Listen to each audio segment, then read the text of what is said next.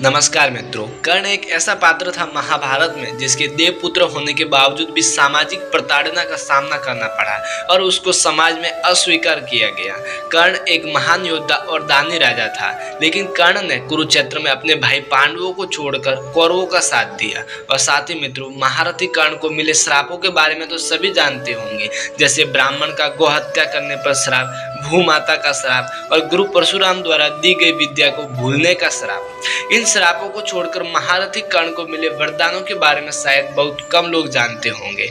तो फिर आज के इस वीडियो में हम महारथी कर्ण को मिले वरदानों के बारे में जानेंगे कि उन्हें कौन कौन से वरदान प्राप्त थे।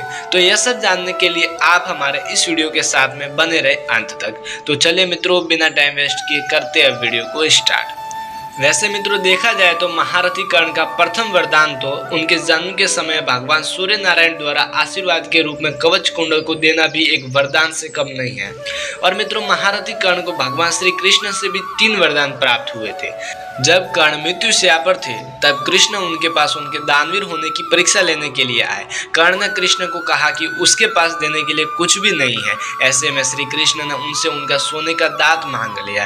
कर्ण ने अपने समीप पड़े पत्थर को उठाया और उससे अपना दांत तोड़कर कृष्ण को दे दिया। कर्ण ने एक बार फिर अपने दानवीर होने का प्रमाण दिया, जिससे कृष्ण काफी प्रभावित हुए।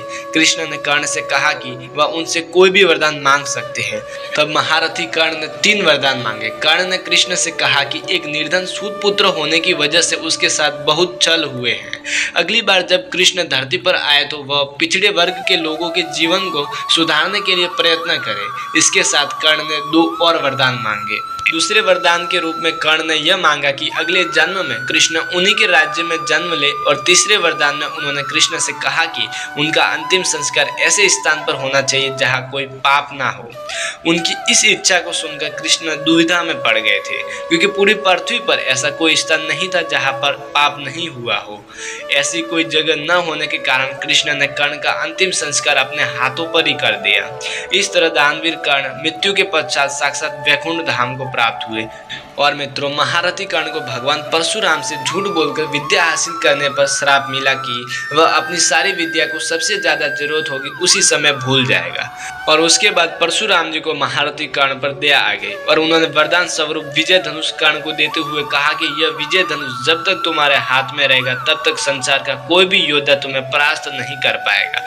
और आज से तुम्हारे बाणों में ऐसा तेज होगा जिसे मेरे अन्य शिष्यों से तुम्हें भिन्न बनाएगा। और मित्रों, वाकई में कर्ण के बाणों का तेज रणभूमि में सभी योद्धाओं को अचंभित करता था।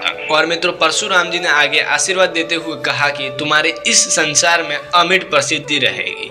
और मित्रों, महारथी कर्ण के पास में इंद्र द्वारा दी हुई एक वासवी शक्ति थी, जिसे बहुत सारे योद्धा तप करके प्राप्त करते हैं।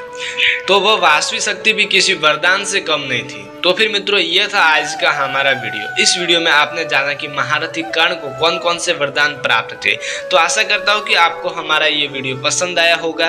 तो कृपया हमारे इस वीडियो को लाइक, कमेंट, शेयर एंड हमारे इस कर्मयोगी चैनल को सब्सक्राइब करना बिल्कुल ही ना भूलें। तो फिर चलिए मित्रों, आज के लिए इतना ही। फिर मिलते हैं अगले वीडियो के साथ में।